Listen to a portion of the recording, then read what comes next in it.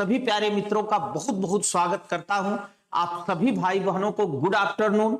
आप स्वस्थ रहें, प्रसन्न रहें, मुस्कुराते रहें, हंसते रहें।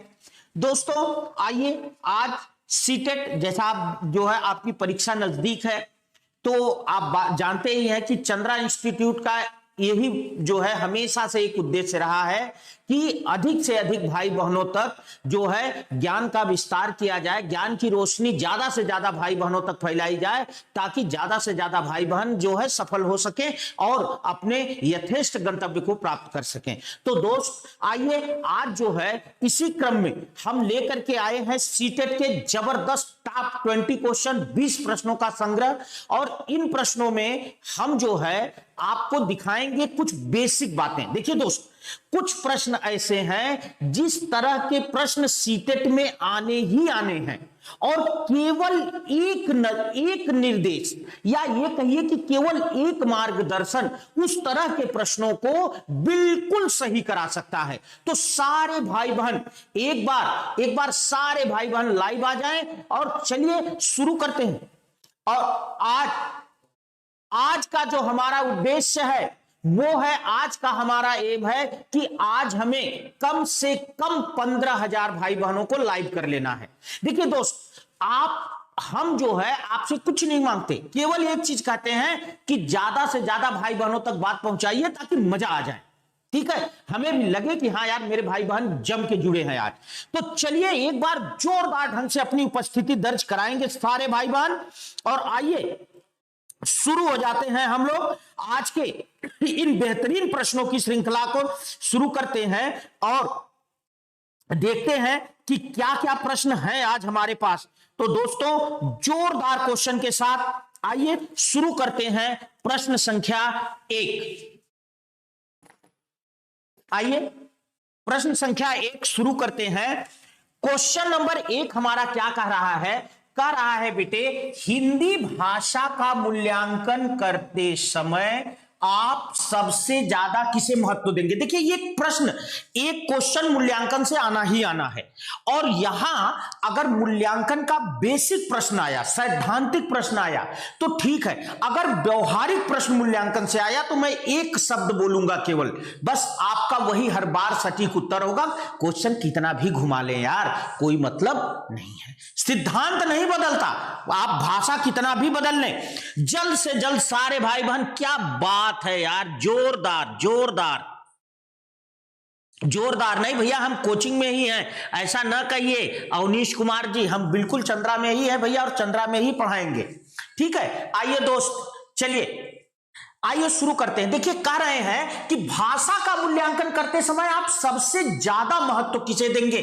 क्या आप सीखने की क्षमता का आकलन का, काव्य सौंदर्य को, निबंध लिखने की योग्यता को, व्याकरणिक नियम। देखिए दोस्त मैं एक बात बता दूं, सीटेट में एक प्रश्न के एक से ज्यादा उत्तर सही होते हैं, हमेशा, कई बार चारों उत्तर सही होते हैं। ऐसा नहीं है, इसके चारों उत्तर सही है, चारों उत्तर सही है।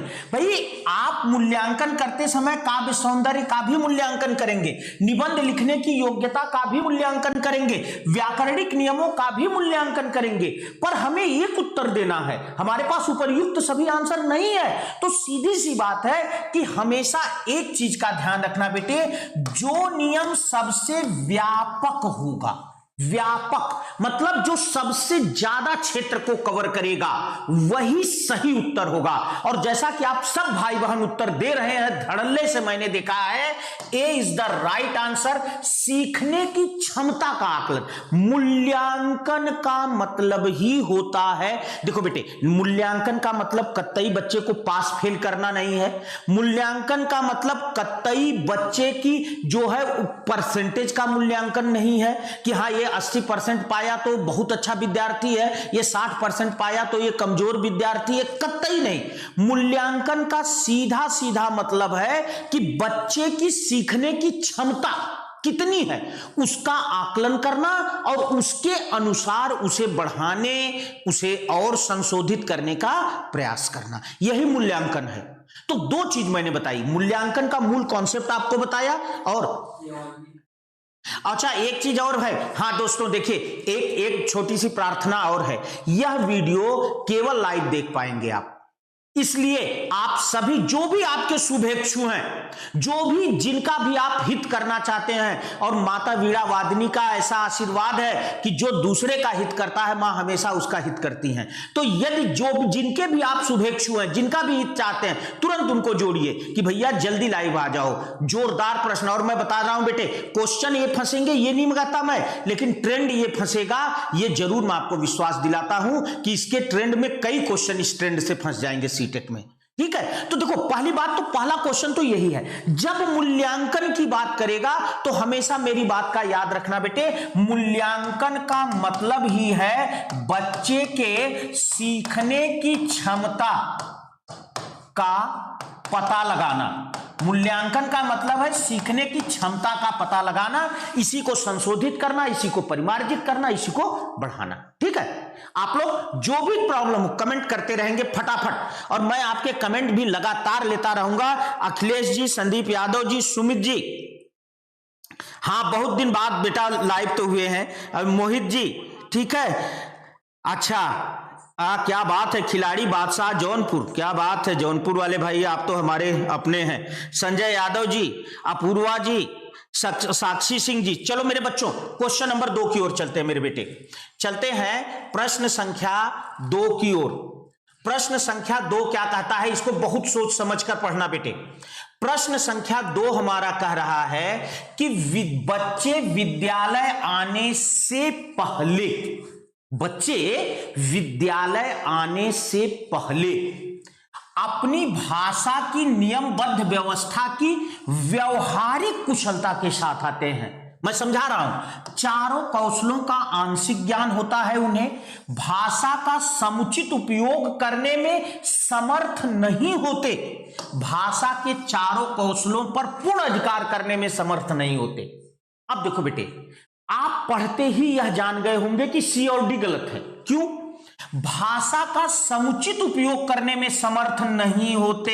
भाई अगर बच्चा ठीक से बोल ही नहीं पाएगा तो स्कूल जाके करेगा क्या? आप खुद बताओ क्या करेगा स्कूल जाके? चारों कौशलों पर पूर्ण अधिकार करने में समर्थ नहीं होते। अरे भैया जब यहीं से असमर्थ हो जाएंगे तो आगे अधिकार करेंगे कैसे? तो ये तो दोनों उत्तर नकारात्मक हैं, हमने काट दिया। अब बचे हमारे 2 उत्तर बेटे, उत्तर 1 उत्तर 2।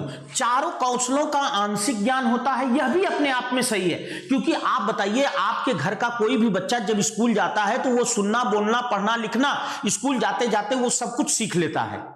पहला है व्याकरणिक नियम की व्यवहारिक कुशलता उनको होती है। अब यहां सुनना बेटे, कई जगह आपको बी आंसर भी लगा मिल सकता है, पर बी संकुचित आंसर है। मैं बता दूं क्यों आंसर कमजोर है बी। एक चीज मुझे बताना बेटा, जब बच्चा विद्यालय जाता है, अगर मैडम यह मान लें कि उसको आंशिक ज्ञान है, तो आंशिक ज्ञान का मतलब है कि उसे कम से कम ए बनाना तो आता ही होगा, उसे कम से कम बी बनाना तो आता ही होगा, है कि नहीं? लेकिन मैडम इस बात को, टीचर इस बात को कभी नहीं एक्सेप्ट करता। वो बच्चे को फर्स्ट ऑफ ऑल पेंसिल पकड़ना सिखाता है कि नहीं? फिर वो उसे बताता है बेटे this is the sleeping line, अंग्रेजी गलत हो जाए तो हंसिएगा नहीं, ठीक है? तो ये स्लीपिंग लाइन है, ये स्टैंडिंग लाइन है, बस गुरुजी को 2 आती है, तीसरी और कोई लाइन नहीं आती, लेकिन होती बहुत सारी है। तो कहने का मतलब है कि ये स्लीपिंग लाइन है, ये स्टैंडिंग लाइन है, ये सर्कल है, ये स्क्वायर है, इस तरह के पहले चीजें उनको सिखाती है बच्चे को टीचर, है कि नहीं? फिर उसके बाद वो कहती है कि बेटा एक लाइन यूं, जो भी इसका नाम हो, एक यही वाली लाइन ऐसे बनाओ और बीच में एक स्लीपिंग लाइन बनाओ, ए फॉर एप्पल। तो अगर बच्चे को आंशिक ज्ञान मान लिया होता टीचर ने, तो उसे यह जरूर पता होता कि बच्चा कम से कम ए बनाना तो जानता ही होगा। फिर वो उसे स्लीपिंग लाइन, स्टैंडिंग लाइन क्यों पढ़ाती? इसका मतलब है कि कहीं ना कहीं हमारा यह जो उत्तर है वो कमजोर पड़ रहा है। लेकिन बच्चे को नियमबद्ध व्यवस्था बिल्कुल व्यवहारिक रूप से पता होती है मेरे बच्चे। क्यों? बच्चा कभी नहीं कहता खाऊंगा मैं रोटी, वो हमेशा कहता है मैं रोटी खाऊंगा, मम्मा मुझे चॉकलेट चाहिए, मैं लेट जाऊंगा, मैं यहीं रोने लगूंगा, मैं चिल्लाने लगूंगा। इसका मतलब आप देख लीजिए सारे वाक्य शुद्ध हैं व्याकरण की दृष्टि से। उसे कर्ता क्रिया कर्म का पता नहीं है बेटे, पर वो बोल रहा है एकदम सही। तो बच्चा जब विद्यालय आता है तो उसे व्याकरण का व्यवहारिक ज्ञान होता है, सैद्धांतिक ज्ञान नहीं होता, पर व्यवहारिक ज्ञान होता है। क्यों? और वो व्यवहारिक ज्ञान वो कहां से लाता है? अपने परिवेश से लाता है। इसीलिए हमेशा एक उत्तर और भी प्रश्न में आ जाए तो हमेशा सही होता है कि बच्चे अपने परिवेश के अनुसार व्याकरण के नियमों का स्वयं से निर्माण कर लेते,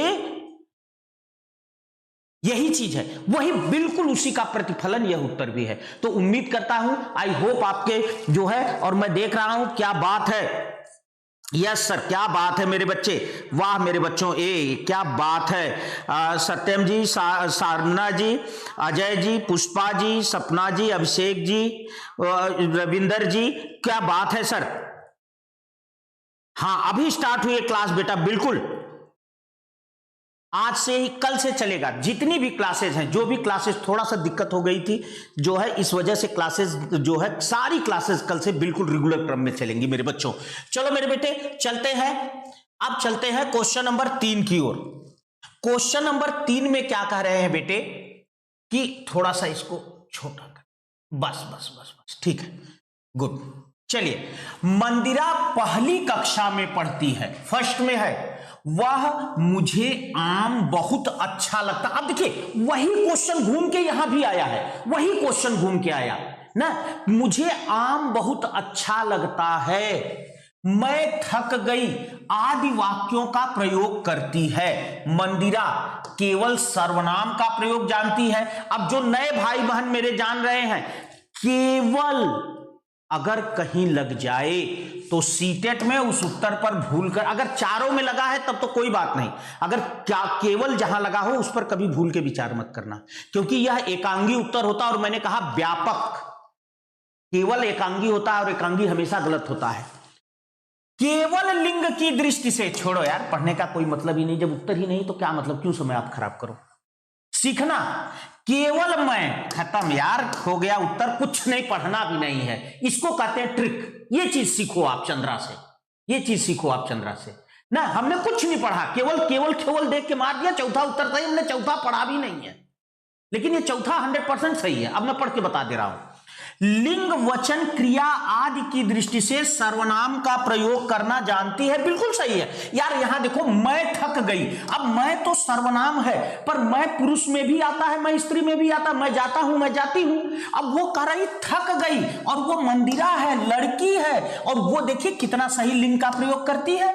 मैं थक गई, मैं गई थक नहीं कर रही, क्रिया का प्रयोग भी कितना बढ़िया कर रही है वो। तो कहने का मतलब है उसे सर्वनाम का भी पता है, उसे लिंग का भी पता है, उसे वचन का भी पता है, उसे क्रिया का भी पता है, वो व्याकरण को जानती है। अब एक बात बताओ बेटे, क्या पहली कक्षा की बच्ची, अब मेरे पहले प्रश्न पर फिर चलना, क्या पहली कक्षा की बच्ची कर्ता कर्म लिंग वचन को जानती है? सर्वनाम पता है उसे क्या कहते हैं? भैया हम 8वीं 9वीं में आ गए थे, सर्वनाम नहीं जानते थे, संज्ञा भले जानते थे, है कि नहीं? तो वो जानती नहीं, बट उसे व्यवहारिक ज्ञान है, वो घर से ये संस्कार लेके आई, अपने परिवेश से ये संस्कार लेके आई है। इसका मतलब है कि जो पहला उत्तर हमने कहा वो यहां से भी प्रूफ होता है। ठीक है, तो जो है दी इज द राइट आंसर। चलो क्वेश्चन नंबर 4 की ओर चलते हैं बेटे। हां, यह प्रश्न भी बहुत आता है बेटा, इसलिए मैंने, यह प्रश्न भी आपका बहुत आता है, इसलिए मैंने यह क्वेश्चन लिया है। अब आप यहां, एक मिनट, भागो मत भाई, कहां भाग के जाओगे आप, पढ़ाऊंगा तो है ही मैं, भाग तो जाओगे कहां। चलो देखो बेटे, यह प्रश्न भी बहुत आता है, इसलिए मैंने यह क्वेश्चन लिया है। कहानियां बच्चों के विकास में किस प्रकार सहायक हैं? एक चीज मेरी ध्यान देना, जैसे ही कहानी की बात आए, मेरी बात गौर से सुनना बेटे, बिना प्रश्न पढ़े, बिना विकल्प पढ़े मैं आपको एक चीज ट्रिक दे रहा हूं, एक चीज सिखा रहा हूं। जहां कहानी की बात आए, कहानी सबसे ज्यादा प्रभावित क्या करती है पता है? बच्चे की कल्पना शक्ति। कहानी का जो सबसे बड़ा प्रभाव होता है बेटे, वो होता है कहानी बच्चे की कल्पना शक्ति का विकास करती है। कहानी क्या करती है? बच्चे की कल्पना शक्ति का विकास करती है। तो जब भी कहानी से रिलेटेड कोई प्रश्न दें, कहानी बच्चे में मौलिकता लाती है, कहानी बच्चे की सोच को जो है शार्प करती है, तेज करती है। जब भी कहानी से रिलेटेड कोई प्रश्न पढ़े, ये दोनों तीनों बातों को दिमाग में रखकर तब पढ़े। अब चलिए कह रहे हैं कहानियां से बच्चों का क्या होता है?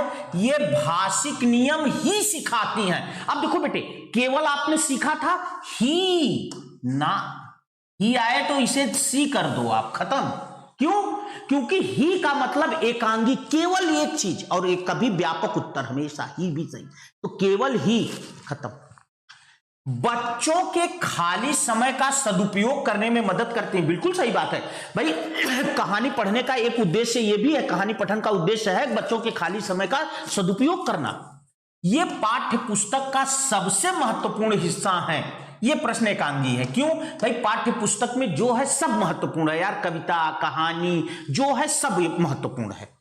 ये बच्चों की कल्पना शक्ति, देख लो बेटे, आ गया ना, सृजनात्मकता, चिंतन, जितने शब्द मैंने यूज किए थे सब आ गए, खटाखट खटाखट आ गए ना। बढ़ावा देते हैं, बस सोचना क्या है यार। मारिए भारत माता की जय करके आगे निकल लीजिए। सही है कि नहीं? अब देखिए, समय ये भी सही था, बी आंसर भी सही है, पर सी ज्यादा सही है, डी ज्यादा सही।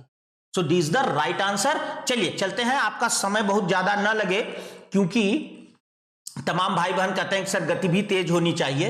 तो चलिए आइए, कहते हैं हिंदी भाषा के सतत और व्यापक मूल्यांकन के संदर्भ में कौन सा कथन उचित नहीं है? बेटा जब भी नहीं आए, नहीं को बड़ा सा गोला कर लेना, क्योंकि मैंने बार बार आपसे कहा है हम सकारात्मक सोच के आदमी हैं। जिस समय कोरोना वायरस पूरी दुनिया में फैल रहा था, लोग अपना घर छोड़ करके, प्रॉपर्टी छोड़ करके लोगों से दूर भाग जा रहे थे, उस समय हम भारत वाले आम का अचार बना रहे थे। हम इतने सकारात्मक सोच के आदमी हैं। आम का सीजन था, याद आ रहा है, मार्च का महीना, अप्रैल का महीना, आम का सीजन था, और हम भारत वाले आम का अचार बना रहे थे, क्योंकि हमें पता था हमारा कुछ नहीं बिगड़ना है। हम इतने सकारात्मक सोच के आदमी हैं। तो हम पढ़ते हैं नहीं, पर उत्तर दे देते हैं हाँ, और बाद में जब मिलाते हैं तो कहते यार इसमें तो नो लिखा था, हम तो यस कराए। इसलिए नहीं को बड़ा सा गोला करो, ठीक। यह बच्चे के संदर्भ में ही, खत्म। अब सीखो बेटा, एग्जाम नजदीक है, जल्दी जल्दी, क्योंकि सीटेट में समय बहुत महत्वपूर्ण है। यह बच्चों को उत्तीर्ण अनुत्तीर्ण, मैंने शुरू में ही आपसे कहा था कि मूल्यांकन का कतई मतलब नहीं है कि बच्चे को पास फेल करना। मूल्यांकन का कतई मतलब नहीं है कि 80% वाला बहुत बढ़िया है, इसको जो है जयमाला पहनाई जाए, और 40% वाले को मार पड़ाका, ऐसा कतई मतलब नहीं है। मूल्यांकन का सीधा मतलब है बच्चे की सीखने की क्षमता का पता लगाना और उसे तेज करना, विकास करना, उसको परिमार्जित करना, यही चीज है। सीधा सीधा एक लाइन में है पूरा, यही एक लाइन नोट कर लेना। मूल्यांकन से रिलेटेड कोई क्वेश्चन आएगा, मार देना धड़ाम से।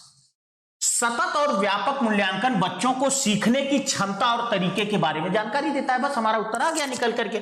जय भारत माता की जय। सही है कि नहीं? लेकिन क्या कह रहा है? नहीं है। देखा, मैंने कहा ना कि हम बहुत सकारात्मक सोच के आदमी हैं, हम नहीं में भी हां ढूंढ लेते हैं, इनमें से कोई नहीं। अब देखो बेटे, केवल बच्चों को मूल्यांकन के संदर्भ में कौन सा कथन उचित नहीं है? यह बच्चों के संदर्भ में ही मूल्यांकन करता है। यह बच्चों को उत्तीर्ण अनुत्तीर्ण श्रेणियों में विभाजित करने में विश्वास रखता है। सतत और व्यापक मूल्यांकन बच्चों को सीखने की क्षमता और तरीके के बारे में जानकारी देता है। None of these.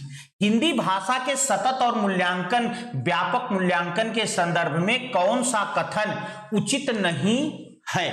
तो भैया एक बात ध्यान रख लीजिएगा, ये तो सही है कि मूल्यांकन का मतलब है बच्चों की सीखने की क्षमता के बारे में और उनकी जानकारी के बारे में सीखना, पर उचित नहीं है। तो यह बच्चों के संदर्भ में ही मूल्यांकन करता है ना, यह भी गलत है भाई। मूल्यांकन का मतलब केवल बच्चे का मूल्यांकन, ठीक, पर यह भी अपने आप में सही है, क्योंकि देखिए ही इसलिए हम मान सकते हैं बेटे कि मूल्यांकन का मतलब है कि बच्चे का मूल्यांकन। मूल्यांकन में अध्यापक का मूल्यांकन थोड़ी होता है।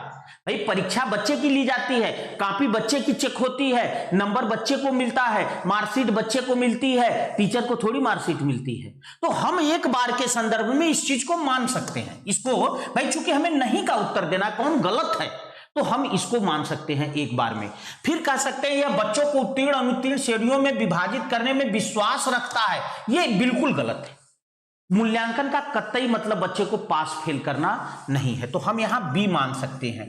पर अगर मेरी व्यक्तिगत सलाह मानी जाए इस प्रश्न में, तो मेरी व्यक्तिगत सलाह यह है कि हमें यहां से नहीं क्वेश्चन से हटा देना चाहिए, और तब हमारा सही चूंकि यहां नन ऑफ दीज भी एक फंस रहा है, तो इसलिए सही यह है कि आप नहीं हटा दें, तो हमारा सही उत्तर सी हो जाएगा। सतत और व्यापक मूल्यांकन के संदर्भ में कौन सा कथन उचित है? उचित यही है कि सतत और व्यापक मूल्यांकन बच्चों को सीखने की क्षमता और तरीके के बारे में जानकारी देता है। क्योंकि पहला उत्तर भी बहुत अच्छा नहीं है, दूसरा भी बहुत अच्छा नहीं है, और डी नन ऑफ दीज है। इसलिए अगर यहां हम नहीं हटा दें, तो आप इस क्वेश्चन से नहीं हटा लें और सी को राइट आंसर मान लें। ठीक है, कई बार टाइपिंग में ऊपर नीचे बातें हो जाती है। चलो बेटे आगे चलते हैं क्वेश्चन नंबर 6 की ओर।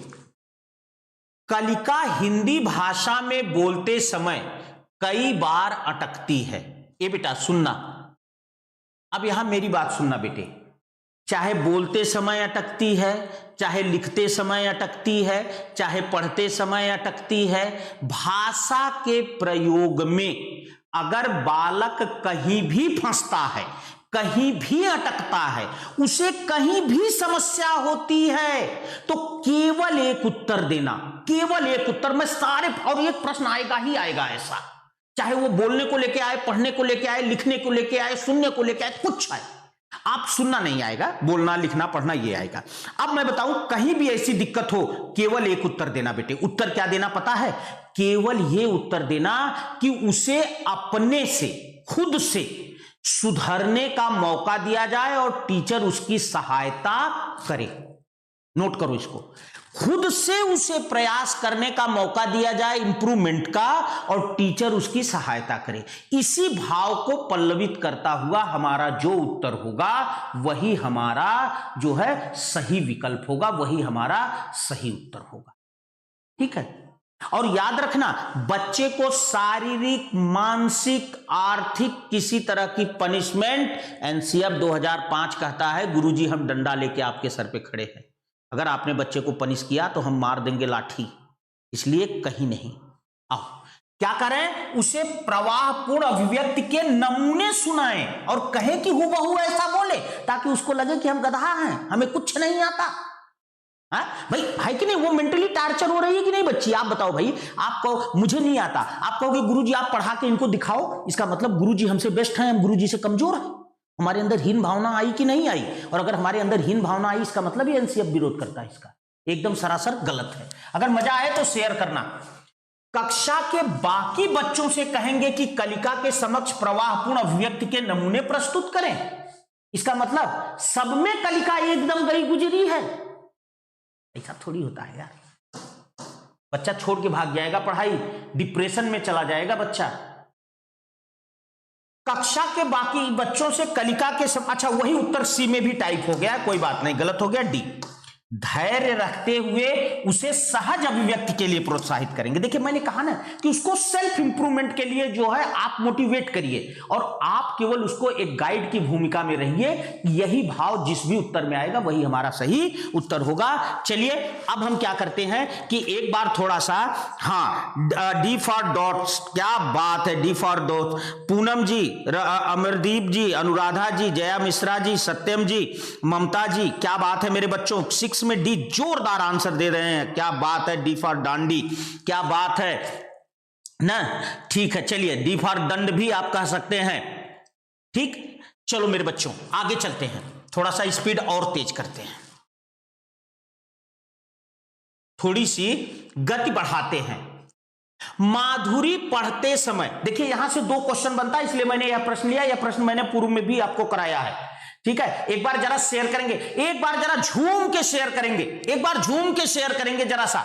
एकदम पुराने स्टाइल में एक बार झूम के शेयर करेंगे, जरा एक बार जोरदार ढंग से शेयर करिए यार। इतनी संख्या में जो है आप मेरे भाई बहन हैं, बताइए इतनी संख्या जो है, जोरदार शेयर करिए एक बार तो, जरा जगाइए अपने अंदर सोए हुए विद्यार्थी को कि गुरुजी कह रहे हैं और एकदम जोर दीजिए। चलिए शेयर करिए एक बार झूम के जरा। आइए दोस्त, क्या कह रहे हैं, माधुरी पढ़ते समय कभी कभी वाक्यों शब्दों की पुनरावृत्ति करती है।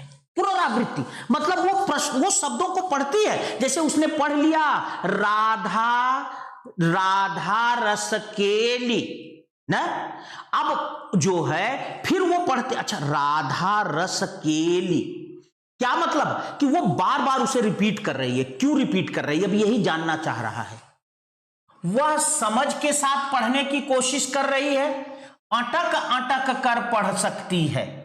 उसे पढ़ना बिल्कुल नहीं आता, भैया काहे नहीं आता यार, यह पढ़ने में ज्यादा समय लेती है। देखो बेटे ज्यादा समय लेती कोई बात नहीं, पुनरावृत्ति करेगी तो समय लेगी, ये कोई, लेकिन ये कोई उत्तर नहीं है, ये तो साधारण सी लॉजिकल बात है कि वो पढ़ने में ज्यादा समय लेगी, भाई पुनरावृत्ति करेगी तो समय लेगी।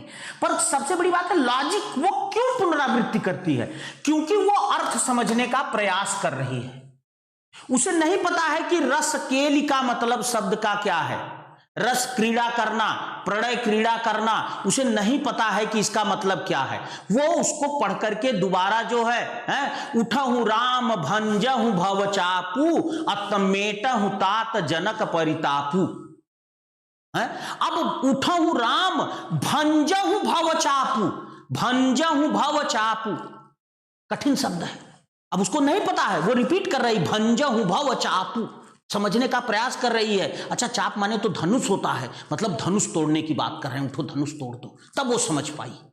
तो इसका मतलब वो समझने का प्रयास कर रही है। लेकिन यहां से दो क्वेश्चन बनता है बेटे, देखो मेरा उद्देश्य आपको ये बताना नहीं है।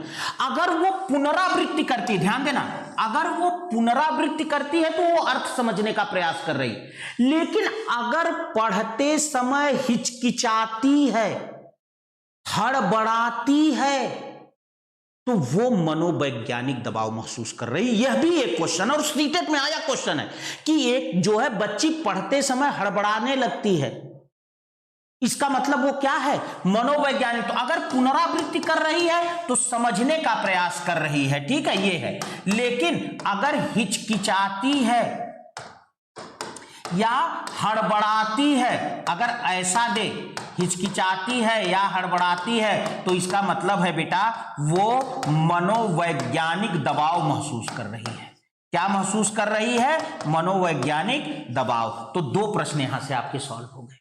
चलो नेक्स्ट चलते हैं क्वेश्चन नंबर 8 की ओर बेटा। क्वेश्चन नंबर 8 क्या कह रहे हैं, देखिए प्रश्न आपने देख लिया, क्या कह रहे हैं, द्वितीय भाषा के रूप में हिंदी सीखना।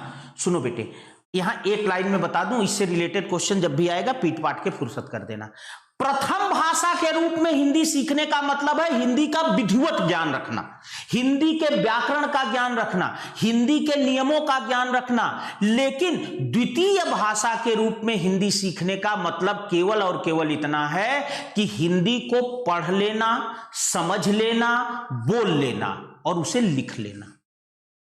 नॉर्मली पढ़ लेना, बोल लेना, समझ लेना, लिख लेना। बात समझ में आ गई। आप व्याकरण में उसके बड़े पारंगत हो, उसके बड़े कठिन शब्दों को आप जानते हो, ऐसा अनिवार्य नहीं। ये प्रथम भाषा के साथ है। तो ये अंतर है प्रथम भाषा और द्वितीय भाषा। प्रथम भाषा का मतलब है जिसमें आपको पूर्णतया पारंगत होना है, उसके व्याकरण का ज्ञान रखना है, उसके शब्दावली का ज्ञान रखना अधिक से अधिक। लेकिन द्वितीय भाषा का मतलब है उसका एक सरल प्रयोग आना चाहिए ताकि आप नॉर्मली बोल लें, नॉर्मली पढ़ लें, नॉर्मली समझ लें। अब ये दोनों अंतर आप अपने दिमाग में रखना बेटे। अब द्वितीय भाषा से रिलेटेड जो भी क्वेश्चन आएगा आप आराम से कर ले जाओगे। अब आप यहीं पढ़ो, आप खुद उत्तर दे लोगे। मानक हिंदी लिखने में निपुणता, मैंने कहा निपुणता प्रथम भाषा का लक्षण है, इसका मतलब ये हमारा उत्तर गलत है। हिंदी और अपनी मातृभाषा में अंतर को कंठस्थ, जहां भी रटने की बात आ जाए कभी वो उत्तर मत मानना, एनसीएफ 2005 इसका विरोध करता है। हिंदी के व्याकरण पर अधिकार, अधिकार मैंने बताया प्रथम भाषा का लक्षण है। कट गया तीनों, डी हो गया, पढ़ने की जरूरत नहीं है। दैनिक जीवन में हिंदी समझने बोलने की क्षमता, बस वही मैंने कहा ना कि द्वितीय भाषा का मतलब ये नॉर्मली समझ लीजिए, बोल लीजिए, लिख लीजिए।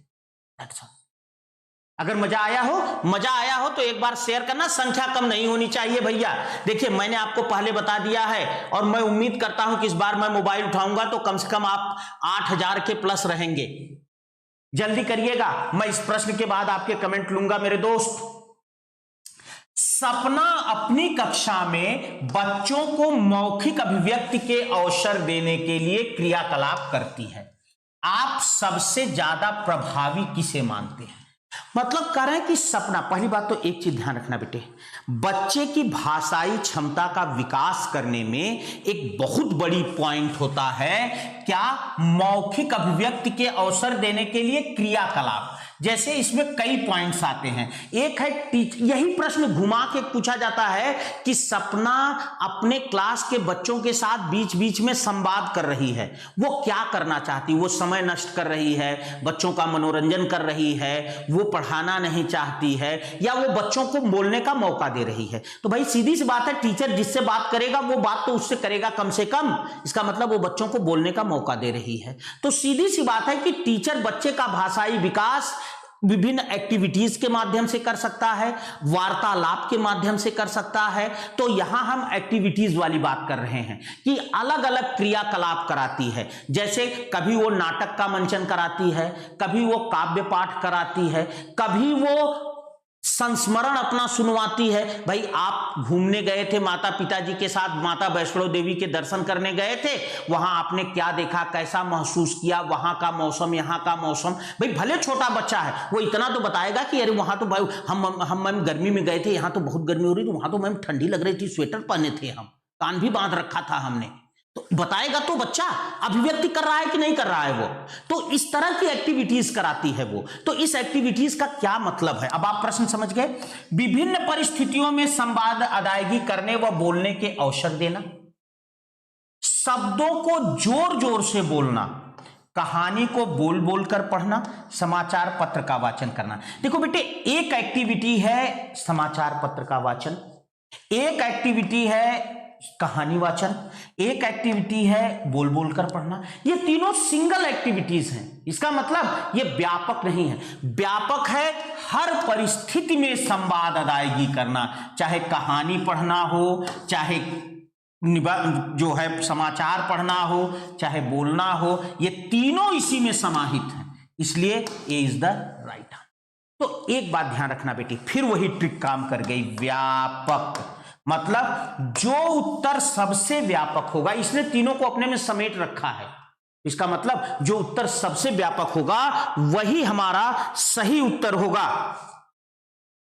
सुभाष चंद्र बोस, क्या बात है, हाँ बिल्कुल पास हो जाएंगे सुभाष जी, बिल्कुल पास हो जाएंगे। केवल चंद्रा इंस्टीट्यूट का साथ जो है जुड़े रहिए, बस आपको कोई रोक नहीं सकता सीटेट पास होने से, इसका मैं आपको विश्वास दिलाता हूं। बस मेहनत करिए, ठीक है। चलिए अभिषेक जी, पूजा जी, अमूत कुमार जी, अवनीश जी, जो है अंजू जी, ठाकुर हिमांशु जी, जो है सविता वर्मा जी, नीमचंद राजपूत जी, अश्वनी राजपूत बड़ौदा, क्या बात है, हाँ सुशील कुमार चौधरी जी, भैया हम भी वही बात बार बार कहते हैं, भारत माता की जय। चलिए कल्पना शुक्ला जी, विपिन जी, राहुल राणा जी, सब भाई बहनों को जय हो। लेकिन बेटा शेयर करिए, प्लीज शेयर करिए एक बार। मुझे तो लगा अब तक आप 8000 होंगे यार, ना आप तो आप आधे पे अटक गए। तो ऐसा ना करें, एक बार शेयर करें, एक बार झूम के शेयर करें, झूम के शेयर करें एक बार। चलिए नेक्स्ट आगे चलते हैं और देखते हैं अगला क्वेश्चन नंबर 10।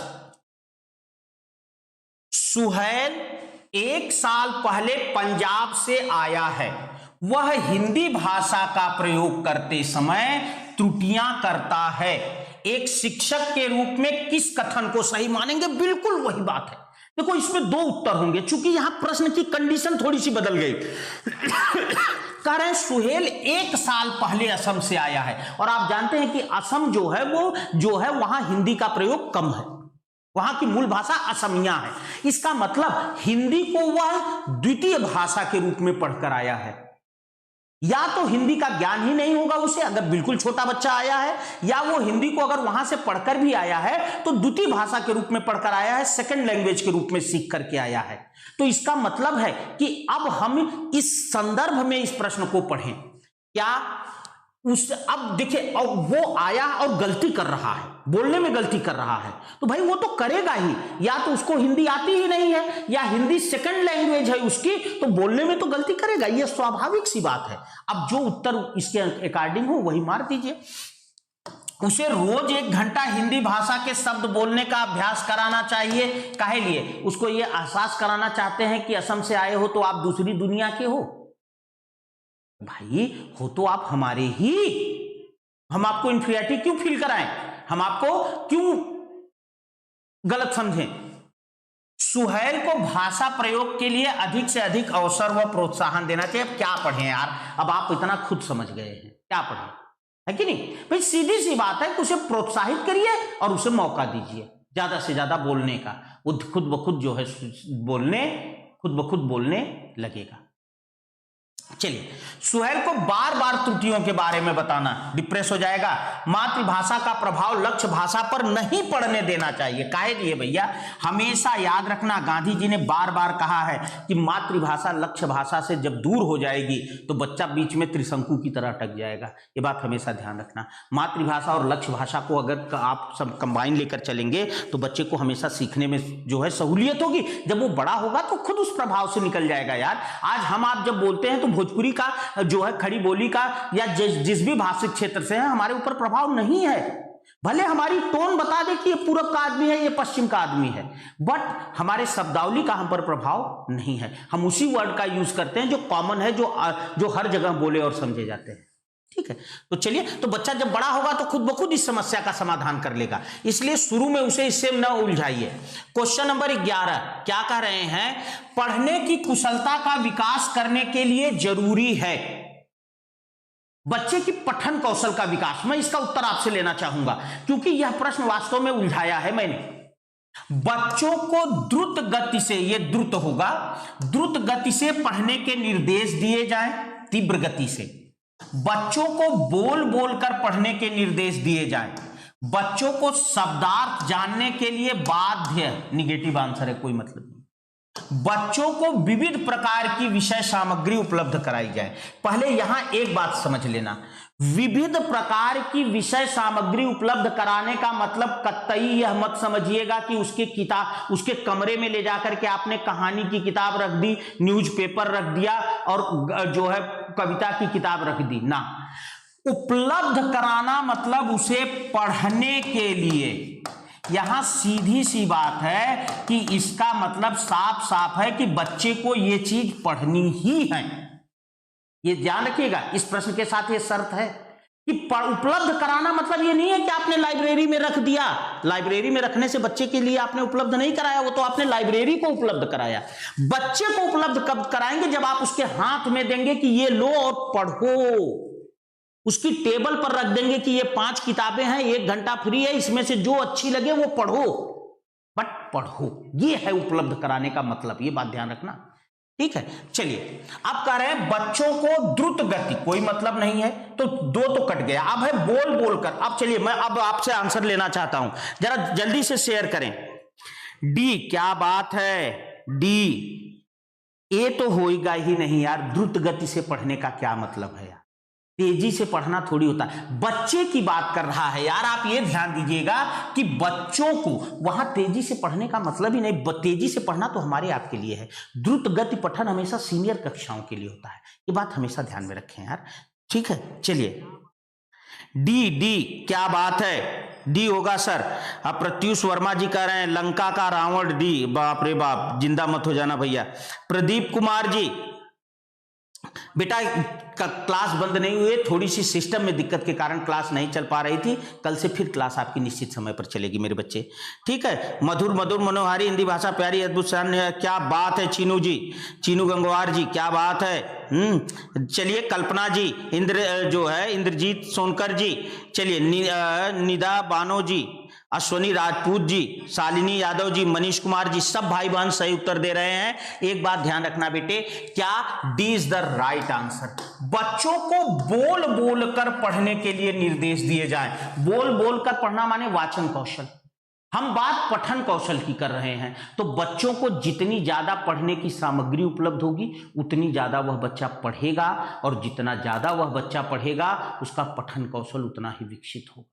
यह उत्तर बी और डी में उलझा हुआ था, मैं आपको बता रहा हूं, सीटेट में आया प्रश्न है। तमाम मेरे भाई बहन बी मान करके आए, तमाम डी मान करके आए, लेकिन मैंने आपको इसीलिए इस उत्तर को पढ़ाने से पहले बता दिया कि उपलब्ध कराना सामग्री माने पढ़ने के लिए उसको उसे पढ़ना है, और जब उसके पास ज्यादा सामग्री होगी, भाई हम कह रहे हैं आप बोल बोल कर पढ़ने के लिए बच्चे को बात कर रहे हैं, वो किताब रखा उसका मन ही नहीं, उस किताब को 5 बार पढ़ चुका, उसका मन ही नहीं कर रहा है, लेकिन आपने वही कहानी की किताब रख दी, कविता की रख दी, कोई ना कोई तो उसका मन लगेगा किसी न किसी को पढ़ने में, और जिसको पढ़ेगा उसी से उसका वाचन कौशल जो है उसका पठन कौशल। और हम यहां बात पठन कौशल की कर रहे हैं। एक बात और ध्यान देना, ये बोल बोल कर पढ़ने का जो उत्तर देते हैं उन भाई बहनों के लिए मैं एक बात और भी बता दूं कि बोल बोल कर पढ़ना माने वाचन कौशल, और जब वाचन कौशल विकसित मान लिया जाता है तब पठन कौशल ना। सु बो मतलब पहले श्रवण कौशल, तब वाचन कौशल, तब पठन कौशल।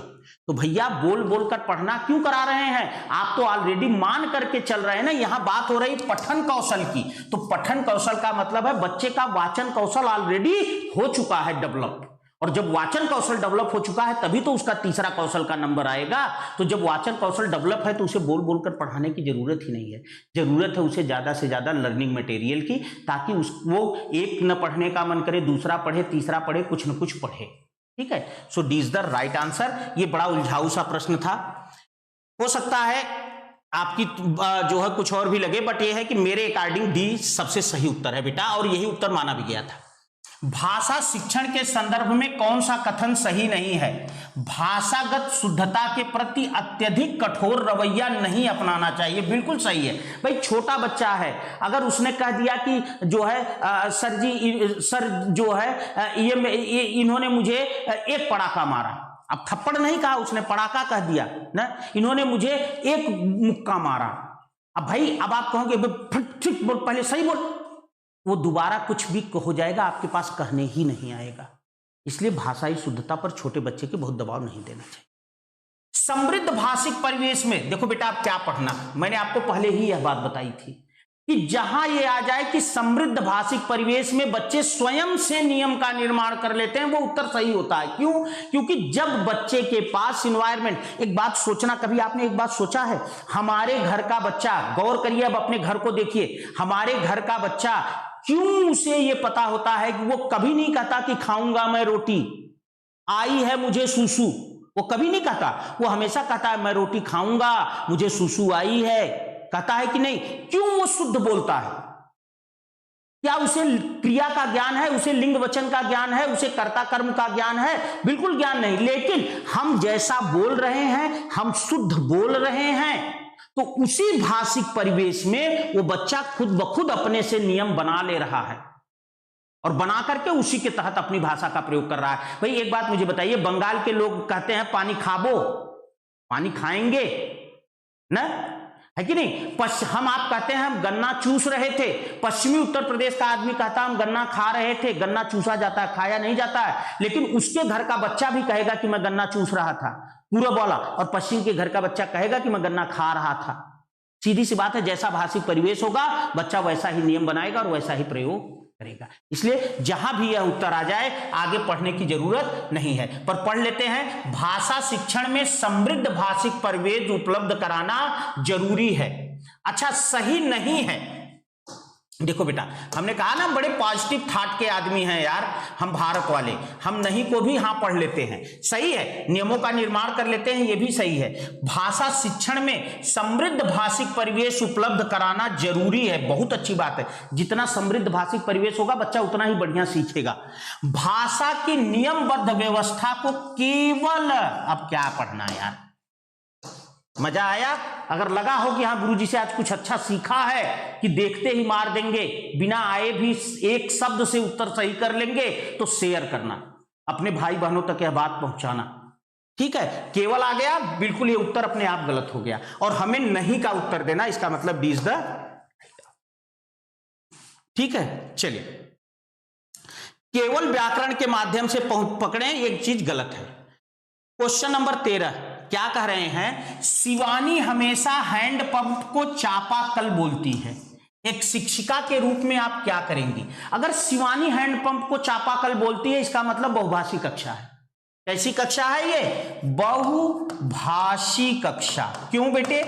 क्योंकि आप अच्छी तरह से जानते हैं जहां भी एक से अधिक, चाहे वो बोली के शब्द आ जाएं भाषा के साथ, या एक से अधिक भाषाओं के शब्द आ जाएं, वो कक्षा हमेशा बहुभाषी कक्षा होती है। और बहुभाषी कक्षा में जो अदर वर्ड आते हैं वो कभी निगेटिव नहीं होते हैं, वो हमेशा सकारात्मक होते हैं। क्योंकि क्लास के 40% से लेकर 60% बच्चों को ये नहीं पता होगा कि हैंडपंप को ही चापाकल कहते हैं। आप में से भी तमाम लोग पहली बार सुन रहे होंगे कि हैंडपंप को चापाकल कहते हैं, है कि नहीं? तो कहने का मतलब है, जब तमाम बच्चों को यह नहीं पता है कि हैंडपंप को चापाकल कहते हैं, तो जब आप उन्हें बताएंगे तो वो भी सीख लेंगे कि हैंडपंप को चापाकल कहते हैं। देखो बेटा, मैंने आंसर नहीं पढ़े, मैंने विकल्प नहीं पढ़ा, पहले आपको इसका कॉन्सेप्ट समझाया। इसका मतलब यहां चापाकल कहना कतई गलत नहीं है। यह चापाकल कहना बहुभाषी कक्षा का निर्माण करता है, और बहुभाषी कक्षा एक संसाधन है। क्यों? क्योंकि इसके माध्यम से बच्चा तमाम बोलियों के शब्दों को, भाषाओं के शब्दों को आसानी से एक ही जगह सीख सकता है। ओके, इसका मतलब है, अब पढ़ लेते हैं। उसे डांटेंगी, काहे डांटेंगी भैया? वो तो अच्छा काम कर रही है, वो बहुभाषी शब्द भाषा का प्रयोग कर रही है, बहुभाषी कक्षा का निर्माण कर रही है। आप दूसरे बच्चों को भी बताएं। अब जैसे मान लीजिए आप जा रहे हैं, किसी से आपने कहा कि हैंडपंप, वो कहा नहीं मुझे पता है। बम्बा कह दिया आपने, उसने कहा मुझे नहीं पता है बम्बा किसे कहते हैं। आपने कहा अच्छा चापाकल, अच्छा चापाकल, हाँ हाँ हाँ हाँ, क्या पानी पीना है? अच्छा बैठिए मैं पानी ला रही। बात आप काम चल गया कि नहीं? जीवन के लिए जरूरी है कि नहीं बहुभाषी कक्षा? तो ये कतई निगेटिव नहीं है बेटा, उसकी तरफ कोई ध्यान नहीं देंगी। शिवानी को समझाएंगी कि चापाकल नहीं हैंडपंप है। क्यों भैया? क्यों? वो जो प्रयोग कर रही है वो एक दूसरों के लिए एक प्रेरणा है, सीखना है। संपूर्ण कक्षा को बताएंगे कि हैंडपंप को चापाकल। अच्छा एक बात और ध्यान देना बेटे, सीटेट में हमेशा सकारात्मक उत्तर मारना। इसमें आप गौर करें कि गलत है, ध्यान नहीं देंगी या नहीं है, ये तीनों उत्तर क्या हैं? ये तीनों उत्तर बेटे नकारात्मक हैं। और सीटेट में हमेशा जो सही उत्तर होता है वो सकारात्मक होता है, इसलिए आप ये नहीं करें। ठीक है, चलिए थोड़ा सा आगे बढ़ते हैं। और क्वेश्चन नंबर 14, मुहावरे और लोकोक्तियों का प्रयोग करना। देखो बेटा, मुहावरा और लोकोक्ति हमेशा हमारी भाषा को और अधिक प्रभावी बनाते हैं। एक लाइन कहीं नोट कर लेना, बस इसी एक कॉन्सेप्ट में उत्तर देना, इससे रिलेटेड जो क्वेश्चन आएगा हमेशा सही हो जाएगा। मुहावरा और लोकोक्ति क्या करते हैं बेटा? भाषा को प्रभावी बनाते हैं, प्रभावी बनाते हैं ना। ठीक, अब आप देखो, जैसे आप किसी को कह दो कि आप एकदम मूर्ख हैं यार, आप एकदम गधे हैं, भाई साहब मार देगा घाम से।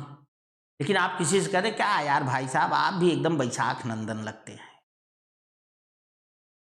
जब तक आप भाग लीजिएगा उतनी देर वो समझ नहीं पाएगा। जब तक वो समझेगा तब तक आप धीरे से वहां से पतली गली पकड़ के सरक लीजिएगा, आपका काम भी हो गया और अगला कुछ कर भी नहीं पाया। जब तक वो समझेगा यार बैसाख नंदन कह दिया, इसका क्या मतलब है? भाई मुहावरा है, बैसाख नंदन माने मूर्ख ना। तो बस धीरे से पतली गली पकड़ लीजिएगा, आपकी भाषा प्रभावी हुई कि नहीं हुई। या वो जान लेगा कुछ देर बाद, जब समझेगा तो मुस्कुरा देगा, कहेगा यार ये तो बहुत तेज आदमी है, ऐसा लहा के बोला दूर से ना। तो कहने का मतलब मुहावरा हमेशा हमारी भाषा को प्रभावी बनाता है। आओ बेटे, कह रहे हैं भाषिक अभिव्यक्ति को प्रभावी बनाता है, बस और उससे ज्यादा क्या पढ़े हम? पढ़ लें। केवल पाठों, केवल है कोई मतलब नहीं, व्याकरण का प्रमुख हिस्सा है ऐसा नहीं है। प्रमुख हिस्सा क्या है? प्रमुख हिस्सा थोड़ी है, प्रमुख हिस्सा तो तमाम लिंग वचन कारक है। हिंदी भाषा शिक्षण का सबसे महत्वपूर्ण उद्देश्य है, थोड़ी ऐसी बात नहीं। सबसे महत्वपूर्ण उद्देश्य केवल इसका प्रयोग थोड़ी है। ए इज द राइट आंसर। चलो बेटे क्वेश्चन नंबर 15 की ओर चलते हैं। क्वेश्चन नंबर, एक मिनट रुकिएगा, 13 निकल गया, 14, हाँ क्वेश्चन नंबर 15 की ओर चलते हैं। और क्वेश्चन नंबर 15 कह रहे हैं भाषा की पाठ्य पुस्तक में, एक मिनट रुकिए भाई, भाषा की पाठ्य पुस्तक में लोकगीत ये बेटा एक यहां भी नोट कर लेना, इससे भी एक क्वेश्चन जब आएगा एक लाइन में मामला खत्म। लोकगीत का सीधा सा मतलब है अपनी संस्कृति का परिचय देना, अपनी संस्कृति से परिचित कराना। इसीलिए मैंने इस सब क्वेश्चन लिए। ऐसा नहीं हो सकता है आपको लगा हो कि गुरुजी ने तो ये प्रश्न कभी पहले भी करा दिया था, इस तरह के अलग अलग प्रश्नों में बिल्कुल कराया था, पर मैंने जानबूझकर ये लिए। क्यों? क्योंकि एक एक लाइन में एक एक पूरे कॉन्सेप्ट खत्म। लोक संस्कृति का परिचय कराना, लोक संस्कृति, जो लोकगीत है वो हमारी भारतीय संस्कृति। आल्हा, आल्हा आप गाते हैं ना, ये क्या है? हमारी सांस्कृतिक विरासत है। आल्हा उदल के आल्हा हमारी सांस्कृतिक विरासत है। तो हम अपनी संस्कृति से लोगों को परिचित करवाते हैं कि आल्हा उदल नामक कोई वीर थे, हैं? माता जो है जी का कोई एक जो है मंदिर है प्रमुख, जहां आल्हा पूजा करने जाते थे। कितने बहादुर थे, किस तरह से उस समय युद्ध होता था, कैसे कैसे लड़ाइयां होती थी, कितनी छोटी छोटी बातों पर ले तलवार एक दूसरे को काटने मारने लगते थे। तमाम देखिए, ये भले माइनस हो, पॉइंट पॉजिटिव हो निगेटिव हो, पर ये हमारा कल्चर रहा है, हम उससे बच्चे को परिचित करा रहे हैं। ठीक है, तो अब इस परिप्रेक्ष्य में पढ़ना बेटे। भारत की सांस्कृतिक विशेषताओं से परिचित होने में मदद करता है, हमने यही बात कही। बच्चों को संगीत सिखाना है, संगीत सिखाना है तो हिमेश रेशमिया सुनाइएगा कि लोकगीत सुनाएंगे? सही है कि नहीं भाई? संगीत सिखाना है तो बच्चे को हिमेश रेशमिया सुनाइए, तो वो तेरा तेरा तेरा सुरूर गाएगा कि वो गाएगा कजरी और बिरहा? गायन को महत्व देना है, गायन को महत्व देना है तो फिर वही बात है जो है अल्ताफ रजा सुनाइए, हिमेश रेशमिया सुनाइए। परंपरा का निर्वाह करना नहीं, ऐसा नहीं है बेटे। निर्वाह करना ये निगेटिव सेंस, क्योंकि निर्वाह करना का मतलब है मजबूरी में पालन करना। ए इज द राइट आंसर। चलो बेटा, अच्छा लगा हो तो शेयर करना एक बार। क्वेश्चन नंबर 16 क्या कर रहे हैं? भाषा शिक्षण का निर्माणकारी उपागम। देखो बेटा, ये मैंने प्रश्न इसलिए लिया कि ये शब्द आने पर बच्चा समझ ही नहीं पाता कि इसका मतलब क्या, वो फंस जाता है।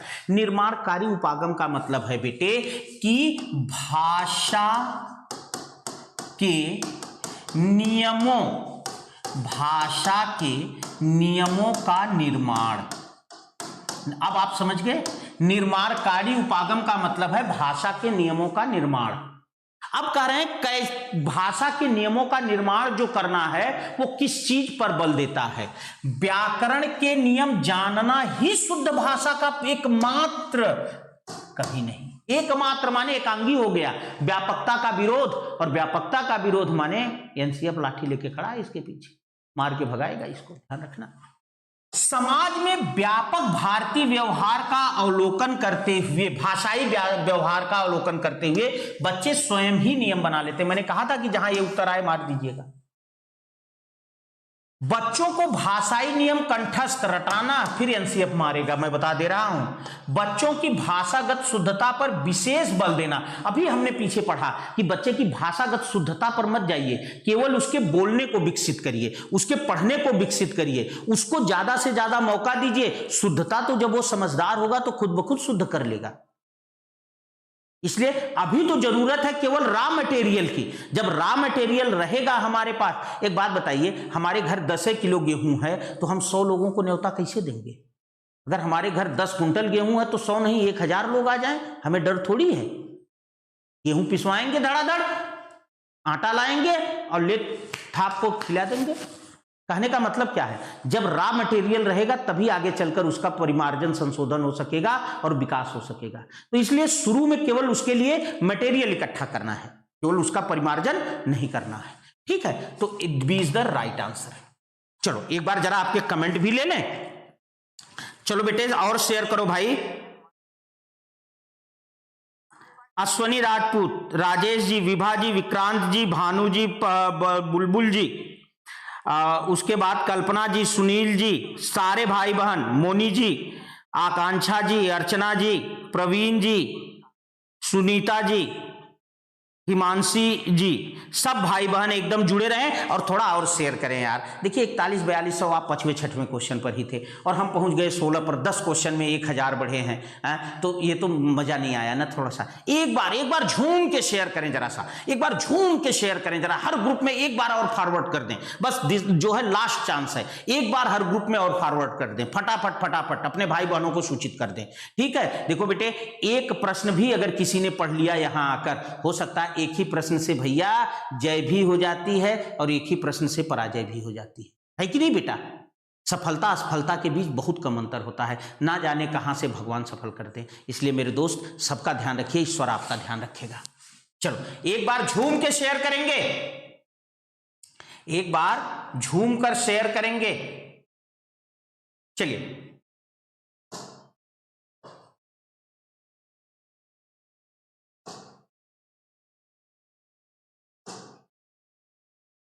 क्वेश्चन नंबर 17, एक भाषा शिक्षक के लिए, एक भाषा शिक्षक के लिए सर्वाधिक महत्वपूर्ण है। एक भाषा शिक्षक के लिए सबसे ज्यादा इंपॉर्टेंट क्या है? बच्चों को भाषा प्रयोग के अवसर उपलब्ध कराना। अब अगर आपने मेरी बात को व्यवहार रूप से समझा होगा तो आप देखते ही समझ जाएंगे कि सही उत्तर पहले नंबर 1 पढ़ते ही मिल गया। क्यों भाई? सीधी सी बात है कि भाषा शिक्षक का मतलब, मैंने अभी बात आगे भी ये बात कही थी कि भाई आप बच्चों को ज्यादा से ज्यादा अभिव्यक्ति का मौका दीजिए। अभी हम इसी चीज की चर्चा कर रहे थे। बाकी तो शुद्धता अशुद्धता वो बाद में कर लेगा। भाषा की त्रुटियों के प्रति कठोर रवैया, यार ये तो आप कई बार सुन चुके। देखो यही सब फायदा है बेटे, ऐसे प्रश्न भी आएंगे और इसी तरह से समझे रहेंगे तो मामला भी सेट हो जाएगा। आप जान गए कठोर रवैया होना नहीं चाहिए। भाषा की पाठ्य पुस्तक, भाषा का आकलन। ये भैया केवल पाठ्य पुस्तक ही नहीं है भाषा के लिए जरूरी, ना मूल्यांकन बहुत जरूरी है यार। जो है मूल्यांकन तो केवल डिग्री डिप्लोमा लेने के लिए है, मूल्यांकन नहीं जरूरी। सबसे जरूरी है भाषा के प्रयोग के ज्यादा से ज्यादा अवसर भाषा शिक्षक के लिए। वो बच्चे को जितना ज्यादा प्रेजेंट करने का, बोलने का, सुनने का, लिखने का, पढ़ने का जितना ज्यादा मौका देगा, बच्चे का भाषा विकास उतना ही बढ़िया होगा। क्वेश्चन नंबर 18, भाषा की कक्षा में एक शिक्षक बच्चे से क्या अपेक्षा करता है? छोड़िए इसको, मत पढ़िए इसको, छोड़ दीजिए। आप टीचर बनने की तैयारी कर रहे हैं, आप बीएड किए हैं, आप बीटीसी किए हैं, आप खुद मुझे बताइए कि आप अपनी अंतरात्मा से पूछिए कि एज ए टीचर आप बच्चे से क्या चाहेंगे? भाषा से रिलेटेड, उसके व्यवहार से रिलेटेड नहीं कि वो कक्षा में शांत बैठे, वो बदमाशी न करे ना। भाषा से रिलेटेड आप क्या चाहेंगे? आप यही चाहेंगे कि जब भी बच्चा बोले उसकी मौलिकता निकलकर सामने, वो रटा रटाया न बोले, है कि नहीं भाई? ये भाषा शिक्षक यही तो चाहेगा कि वो रटा रटाया ना बोले, वो दूसरे के शब्द ना बोले, वो क्या करे, उसकी मौलिकता का विकास हो, वो अपनी मौलिक चीजें बोले। बस इसी से रिलेटेड जो उत्तर है। बच्चे अपनी मातृभाषा का बिल्कुल भी प्रयोग ना करें। मैंने कहा यार मातृभाषा का प्रयोग करने दीजिए उसको। क्यों? क्योंकि इससे वो बोलने में हिचकिचाएगा नहीं, उसको नहीं आता कि जो है दंड, वो कहेगा पीट दिया, कहने दीजिए ना पीट दिया। क्यों दंड के पीछे भाग रहे हैं? दंड के पीछे भागेंगे तो उसे दंड दे देंगे अनजाने में और वो पढ़ना बंद कर देगा। बोलने दीजिए मातृभाषा। जब वो धीरे धीरे मैच्योर होने लगेगा, अपने आप जो है खुद को इंप्रूव कर लेगा। आप उसे लगातार इंप्रूवमेंट का मौका देते रहिए, उसे प्रोत्साहित करते रहिए, पर रोकिए नहीं। बच्चे सवालों के बंधे बधाए जवाब न दें। ध्यान दीजिएगा, बच्चे सवालों के बंधे बधाए जवाब दें संस्कृतनिष्ठ भाषा में ही। आप देखो बेटे, बधे बधाए जवाब का मतलब मैंने वही कहा ना कि बिल्कुल दूसरे के शब्द ना बोले, वो किताब की भाषा ना बोले। तो जब बधा बधाया जवाब देगा तो किताब की भाषा बोलेगा। सो बी इज द राइट। मजा आया? मजा आया? चलिए थोड़ा सा और शेयर करिए। हाँ, इजी क्वेश्चन है बेटे, बिल्कुल सही, बहुत अच्छी बात कहा आपने। जो है मोहक तिवारी जी ने कहा कि सर क्वेश्चन आज बहुत इजी है। क्वेश्चन इजी इसलिए है कि आप चंद्रा के साथ हैं, आपके अंदर शिक्षण की एक व्यवहारिक समझ विकसित हो चुकी है। पूछिए उन बच्चों से जो नया नया देख रहे हैं, उनको तो लग रहा होगा पता नहीं क्या पढ़ा रहे हैं यार, ये क्या चल रहा है, जो है आल्हा उदल की लड़ाई। समझ रहे हैं कि नहीं? आपको इसलिए अच्छा लग रहा है क्योंकि आप चंद्रा के साथ हैं, आपको शिक्षण की व्यवहारिक समझ, और मैं यही तो डेवलप करना चाहता हूं आपके अंदर यार। सीटेट में कोई टीचर कहे कि हम यही क्वेश्चन दे रहे हैं, ये फंस जाएगा, गलत है। यहां मैंने क्या कहा? मैंने कहा यहां से प्रश्न इसलिए फंसेगा क्योंकि आपको व्यवहारिक समझ आपके अंदर आएगी और ऐसे प्रश्न इसी पैटर्न पर प्रश्न आएंगे और आप उन प्रश्नों को सही कर ले जाएंगे। ये चीज है, ठीक है? तो बढ़िया बात कही आपने। हाँ बिल्कुल, मोहम्मद यूसुफ जी, ठीक है, प्रीति जी, अंकुश जी, विक्रम सिंह जी, सबका कमेंट शो हो रहा है। और चलो बेटा चलते हैं क्वेश्चन नंबर 19, 1/2 इकाई 19 पर कह रहे हैं निम्नलिखित में से कौन सा भाषा शिक्षण का उद्देश्य है?